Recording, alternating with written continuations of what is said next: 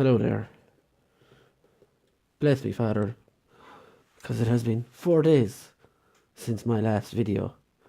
And the reason being is I'm lazy as fuck, that's why.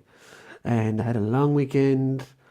I stayed up for all the WrestleMania and stuff. But anyway, what this video is going to be about is it's going to be long awaited, much anticipated, probably exaggerated part 2 to my trip to the UK.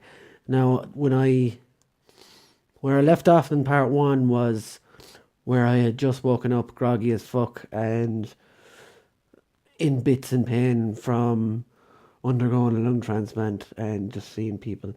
So I'm going to just jump right off from there.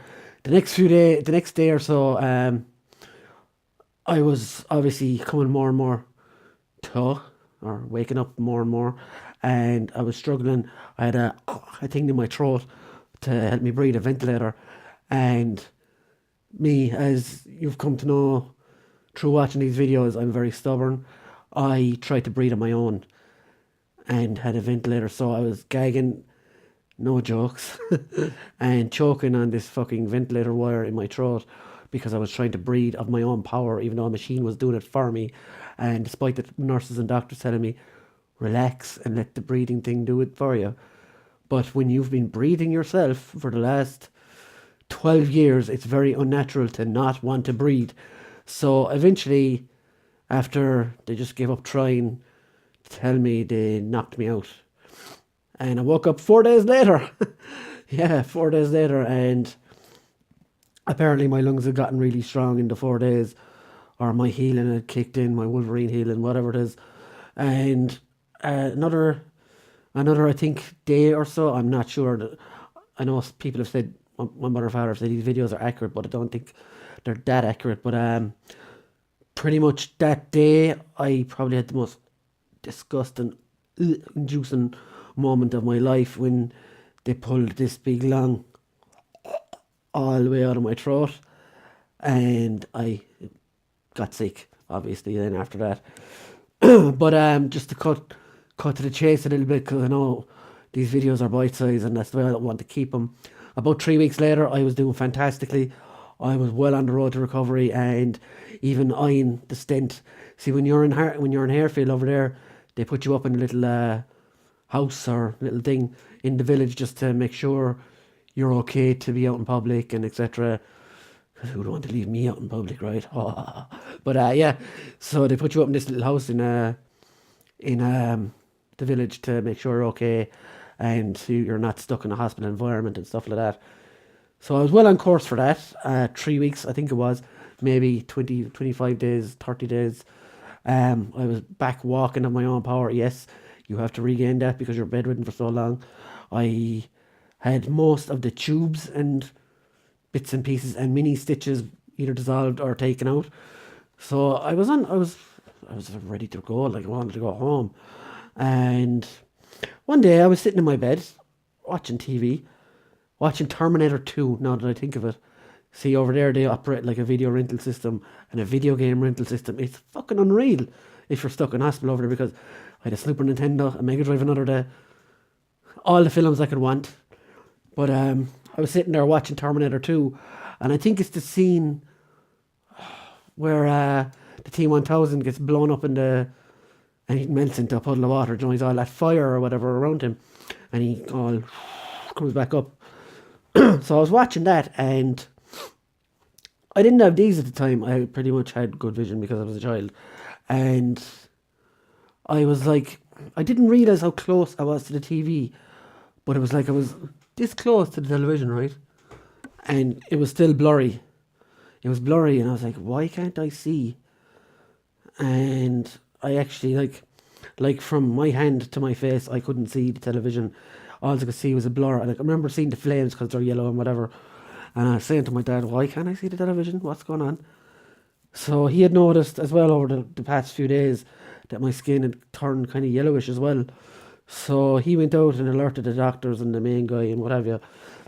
And over the next few days, they realised that I needed a blood transfusion because I'd gotten some, like 1 in a fucking million blood poisoning or kidney poisoning disease. and it was pretty bad. Like, if there's a 1 million thing, I'm going to get it, except if it's the lotto, because I'm never going to fucking win the lotto. I win the disease lotto when I get sick, though. So that was fine. Back into the doldrums again. I got sick, and this was compounded worse by a girl down the hall whose parents, my parents, have become very friendly with, had the same or similar operation to me, passing away. So me getting sick again obviously ignited all the worst fears possible that they could have thought of. And yeah, so despite this stuff happening to me, I never believed in my own eyes or in my own head that I wasn't coming home. I always knew I was coming home. And what helped me, I think, was every weekend after, like, when we realised we were going to be there for the long haul. I think it ended up being two and a bit months at the time.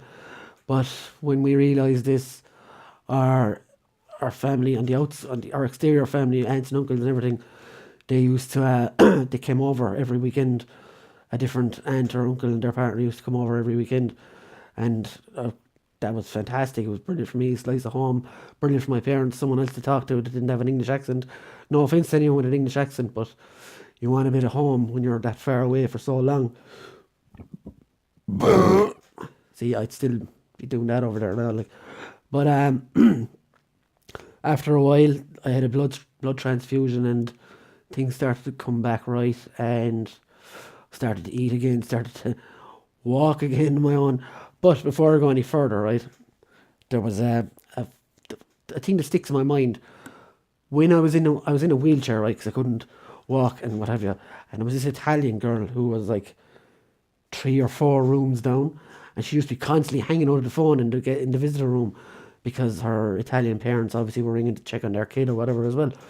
So one day my uncle rang from Reading, and she answered the phone, and what I can only imagine must have been the most comical back and forth conversation ever, resulted in her running down to my room, and this is the exact what she said. She came into my room, I was in ICU, I was in a wheelchair, I was hooked up to a drip, and she comes in, boya, wheelchair, fono, you get, fono.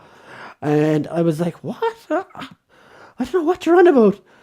But yeah, that was fucking amazing. That was one of the most funniest experiences I've ever had in my life, and I never forget that. But just to cut things short, I have another. We moved into the house then in the village after a couple of weeks, and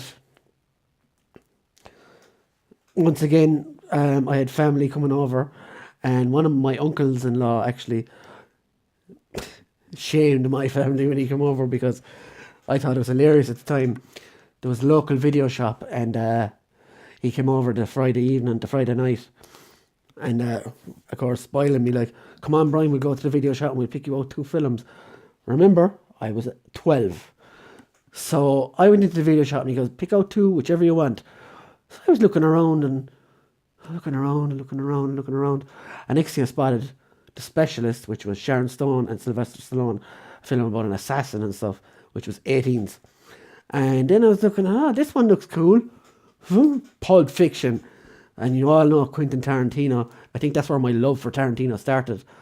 And I handed the 2 videos, VHSs, to my uncle-in-law, and he went up to the counter and he goes, I want to rent these for this young man. And she turned around to him and she goes, you do realise they're 18s and he's only a young lad? And he turned around and said, I don't give a fuck what you say. I'm getting him. That's what he wants. I'm getting him for him, and that's it. And the look on her face was priceless. But yeah, I guess I'm going to have to do a part 3, because I'm coming up on 10 minutes again. So I just, like, that story just always sticks in my mind. And when I went home and watched those 2 videos, I totally didn't get Pulp Fiction the first time I watched it. I loved The Specialist because it was like straightforward action, murder stuff. But yeah, so we're on 10 minutes now, so stay tuned for part three of this story, and will be the final part because if I milk it anymore, it's exactly that, milking it. So have a good time. Good luck, goodbye, and good luck.